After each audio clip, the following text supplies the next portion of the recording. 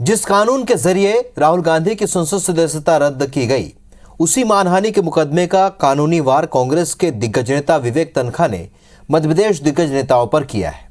तन्खा की ओर से दर्ज कराए गए मानहानि के मुकदमे की पैरवी करने पहुंचे सीनियर वकील कपिल सिब्बल ने कहा कि जो सूरत में हुआ वही जबलपुर में होगा। हालांकि बीजेपी इसे कांग्रेस का पैंतरा बता रही है।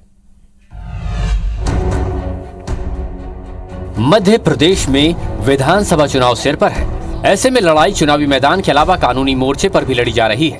खासकर राहुल गांधी की सांसदी जाने के बाद तो कानूनी लड़ाई की अहमियत और बढ़ गई है। मानहानि के उसी कानून का वार अब कांग्रेस के थिंक टैंक में शुमार विवेक तन्खा ने सीएम शिवराज, वीडी शर्मा और मंत्री भूपेंद्र सिंह पर किया है। तन्खा ने तीनों नेताओं के खिलाफ 10 करोड़ रुपए का आपराधिक मानहानि का मुकदमा ठोका है। दरअसल पंचायत और निकाय चुनाव में परिसीमन और रोटेशन की मांग को लेकर तन्खा ने सुप्रीम कोर्ट में पैरवी की थी। वो ओबीसी पक्ष के वकील थे।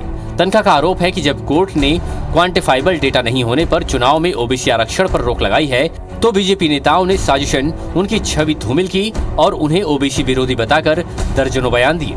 तन्खा ने शनिवार को जबलपुर जिला कोर्ट में इस मामले में अपने बयान दर्ज कराए। उनकी पैरवी सीनियर वकील सिब्बल ने की। तन्खा ने जहां कोर्ट से इंसाफ की उम्मीद जताई है, वहीं सिब्बल ने कहा कि गुजरात में जो राहुल गांधी के साथ हुआ वो जबलपुर में सीएम शिवराज के साथ होगा। मेरे साथ जो गलत हुआ है उसके लिए मैं आज न्यायालय में गुहार लेके आया हूं कि मेरे साथ न्याय होना चाहिए और किसी भी अधिवक्ता या किसी भी व्यक्ति के साथ ऐसा गलत नहीं होना चाहिए। जो कहा गया वो इतना झूठ था और झूठ को फैलाया गया और जान के फैलाया गया, षड्यंत्र किया गया, कंस्पिरेसी थी, 3 लोगों की कंस्पिरेसी थी, तीनों अक्यूज्ड हैं और हमें उम्मीद है कि सजा होगी। विवेक तन्खा के इसी कानूनी वार से बीजेपी पशुपेश में है। बीजेपी सांसद राकेश सिंह इसे कांग्रेस की चुनावी रणनीति का हिस्सा बता रहे हैं। मामला न्यायालय में है, न्यायालय उस पर निर्णय करेंगे, उस पर कोई टिप्पणी करने की आवश्यकता नहीं है। लेकिन मैं ऐसा मानता हूं कि जब चुनाव सामने होता है तो इस तरह की परिस्थितियां बनती हैं।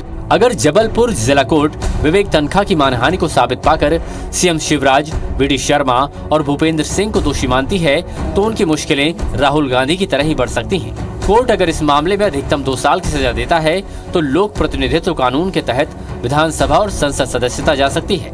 साथ ही चुनाव लड़ने पर प्रतिबंध भी लग सकता है। हालांकि ये ट्रायल पूरा होने और आरोप साबित होने पर अधिकतम सजा की स्थिति में ही होगा। लेकिन फिलहाल इस कानूनी लड़ाई से प्रदेश की सियासत तो गर्मा ही गई है। विजेंद्र पांडेय, IBC 24, जबलपुर।